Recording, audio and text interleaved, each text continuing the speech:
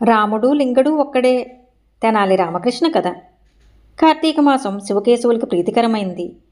ఆ రోజు కార్తీక శుద్ధ ఏకాదశి. శ్రీ వైష్ణవులకి ఏకాదశి పవిత్రమైంది. ఆ రోజు సోమవారం కూడా. కార్తీక శుద్ధ ఏకాదశి. సోమవారం శైవులకి అత్యంత పవిత్రమైంది. తాతాచార్యులు వారు శ్రీరంగనాథ స్వామి ఆలయానికి మిట్ట మధ్యాహ్నం వేళ రద్దీ లేని సమయానికి వెళ్లారు. శ్రీరంగనాథ స్వామి ఆలయం ప్రక్కనే శివాలయం ఉంది. అందులోంచి ప్రాతకాలం నుంచి మిట్ట మధ్యాహ్నం దాకా రుద్రాభిషేకాలు, నమక చమకాలు వినిపిస్తాయి. శ్రీ వైష్ణవులైన తాతాచార్యుల వారికి ఆ మంత్రాలు వినటం ఇష్టం ఉండదు. అందుకే శివాలయంలో భక్తులు పలచబడే మిట్ట మధ్యాహ్నం వేళకి ఆయన పల్లెకిలో వైష్ణవాలయానికి వచ్చారు.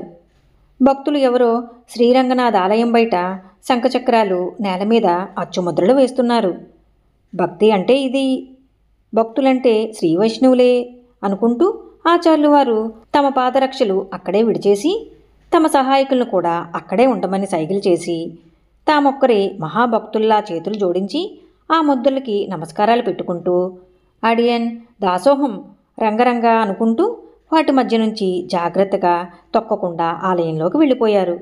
శ్రీరంగనాథ స్వామికి ప్రత్యేక పూజలు జరిపించుకుని ఆలయంలోంచి అడుగు బయట పెట్టబోయి టక్కున ఆగిపోయారు.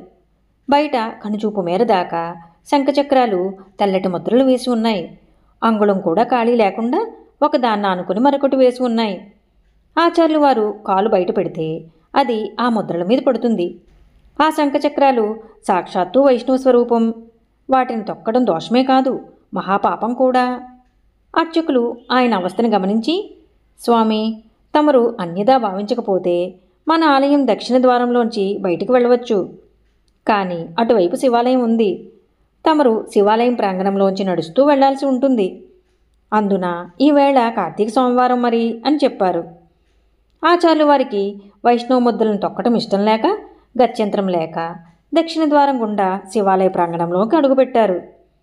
అంతలో ఎవరో శివభక్తుడు శివశివ హరహర అని అరుస్తూ చిందులు తొక్కుతూ విసురుగా వచ్చి ఆచార్యుల వారి ముఖానికి గబాల్న విభూతి పూసి కిందకు తోసి గబగబా దొర్లిస్తూ హరోం హర అంటూ అరవసాగాడు. ఆచార్యుల వారికి మతిపోయింది. ఆయన ఆ విస్మయంలో ఉండగానే ఆయన అంగప్రదక్షిణ చేస్తున్నాడని భ్రమపడి కొందరు శివభక్తులు ఆయన్ని ఆలయం చుట్టూ దొర్లిస్తూ హరోం హర అంటూ నినాదాలు చేశారు. ఆయన ఎలాగో తీరుకుని శివాలయంలోంచి బయటికి వచ్చి టక్కున ఆగిపోయారు. రాయలవారు, అప్పాజీవారు శివాలయంలోకి ప్రవేశించబోతూ ఆచార్యులు వారిని చూసి విస్తుపోయారు. ఆచార్యులు వారు చప్పును తీరుకుంటూ, ఎవడో గడుగ్గాయ్ నా ముఖానికి విభూతి పూసి కిందకి దొర్లించాడు, మిగతా భక్తులు నన్ను అంగప్రదక్షిణ చేయించేశారు అంటూ ఆపోయాడు.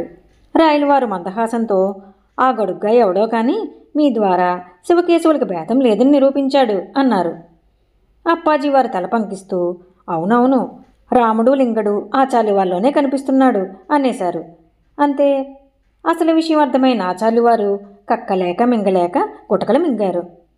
ఈ కథ మీకు నచ్చినట్లయితే లైక్ చేయండి, షేర్ చేయండి. మరిన్ని మంచి కథల కోసం మా సంపత్ ఛానల్ని సబ్స్క్రైబ్ చేసుకోండి.